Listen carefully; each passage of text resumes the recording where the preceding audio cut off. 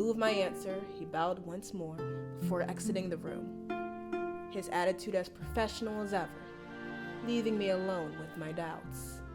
Oh boy, this is anxiety in a can. Just thinking and regretting my decisions every single day is crazy.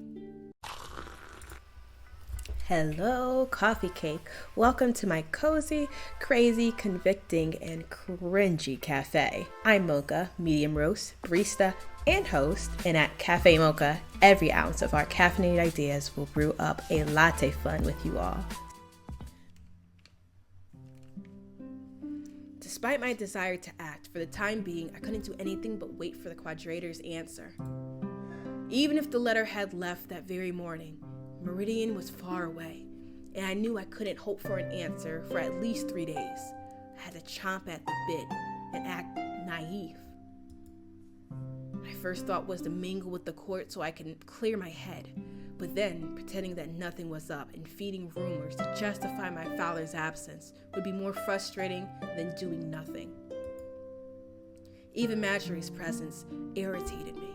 Despite her advanced age, as soon as she turned her inquisitive eyes into me, I had the impression she managed to perceive the truth. And so I've taken refuge in the library, hoping to read a little. But in all honesty, even if I managed to unscrabble a few words, my thoughts were far away, and my mind was replaying the events of the previous night, asking myself again and again if I had done the right thing. This is the first decision out of many. Yeah. Your Grace, forgive me for bothering you during your readings, but we have more news about the witnesses. Oh, no. Despite the mystery he shrouded his words in, I knew exactly what he was referencing, and that wasn't enough to pull me out of my boring book. With a glance, I surveyed the library to make sure we were fully alone before motioning for him to continue. I'm listening. What's going on? Just as I feared, the few coins we gave the servants were enough. One of them, a soldier named Brunhith, had understood the value of the secret, is now trying to blackmail us.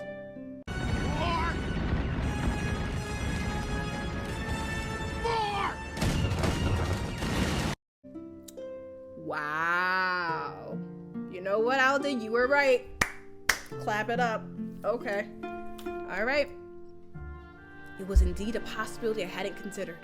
To my greatest shame, I didn't think they would be cunning enough to know the value of this important secret. We can consider ourselves lucky that he hasn't tried to sell that information to any of our political enemies. I'm sure the Baron of Levelius, for example, would have paid a good price to get his hands on it. I gather we don't have many options. We don't indeed. Either we pay up, or we make sure to shut him up, and for the good this time. I would have liked to protect, but seeing how my own methods had failed, I couldn't well take offense when he offered such a drastic solution. The only upside is that if we pay up, he won't be able to indefinitely blackmail us. In a few days, I'll have the Quadrator's answer, and my father's death will be officially announced. His words won't have any value from then on out. It's one of the positives indeed. Even if I'm wary of everything he could demand in a few days, people tend to be excessively greedy. Couldn't we just lock him up until things go back to normal?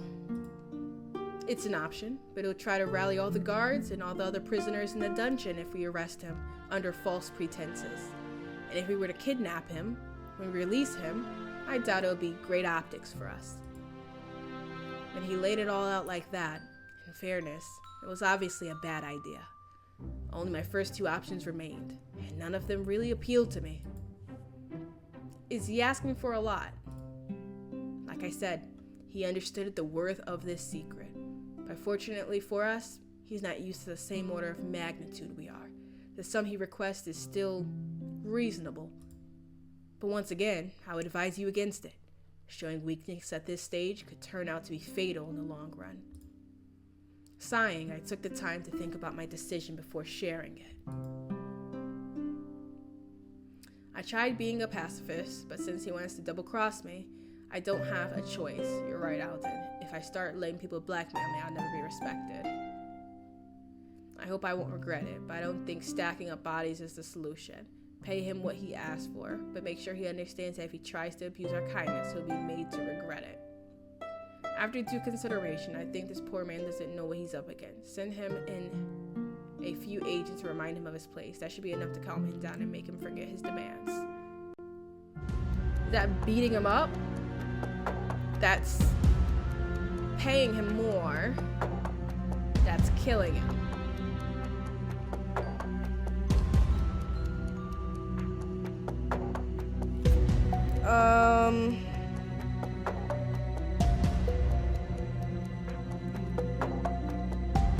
I tried.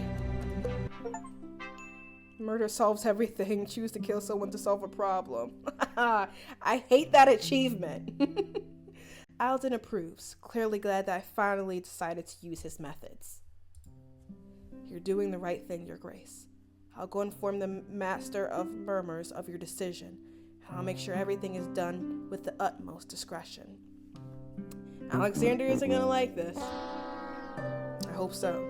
If it came to be known that I assassinate my subjects, that wouldn't be the best advertisement for my rule. It wouldn't be, that's all I got though. I worry not. I consider this problem solved. I sure hope so. I'm counting on you, Alden. In lieu of my answer, he bowed once more before exiting the room, his attitude as professional as ever, leaving me alone with my doubts. Oh boy, this is anxiety in a can. Just thinking and regretting my decisions every single day is crazy. It was already late when the Master of Murmurs knocked on my door and informed me of the evolution of the situation. Despite the late hour, I hadn't managed to close my eyes at all, as I anxiously waited to hear about the assassination. I knew well that these methods were common in the murky waters in which I not swam, but it was my first time, and I couldn't shake off the feeling that there were so many variables that could turn against me. The Master of Murmurs took this time to start talking, and I lost my patience.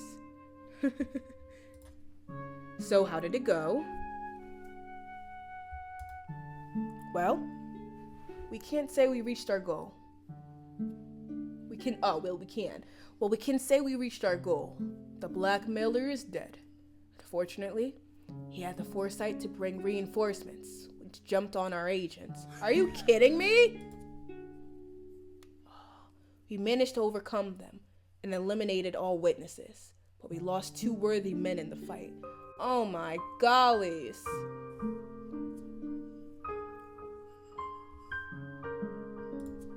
Relieved that the whole ordeal was over, I sympathized with the Master of Murmurs. Why did that guard have to be so greedy? Things would have been far easier if he hadn't tried to take advantage of the situation. I'm truly sorry about your men. We'll throw a ceremony in honor of when this all is over. The Master Murmur shook his head with a melancholic smile. Don't worry, Your Majesty. They were the sort of men who lived in the shadows. They had hated the public remembrance. On that note, if you allow me, I have many tasks left to accomplish. Yes, of course. He bowed. I remained alone by myself. I couldn't stop wondering at victory and how bitter it sometimes tasted. Oh my gosh. I need time to absorb this. It sounds like an exciting game. I'm excited to play it, and I'm excited to watch you guys react to it as well. So if you are enjoying this, again, please like and subscribe to see more episodes of Emperor Grace. God bless you all, coffee cakes. God bless your timeline. Until next time, I love you all. And Jesus Christ is Lord. And I love you all.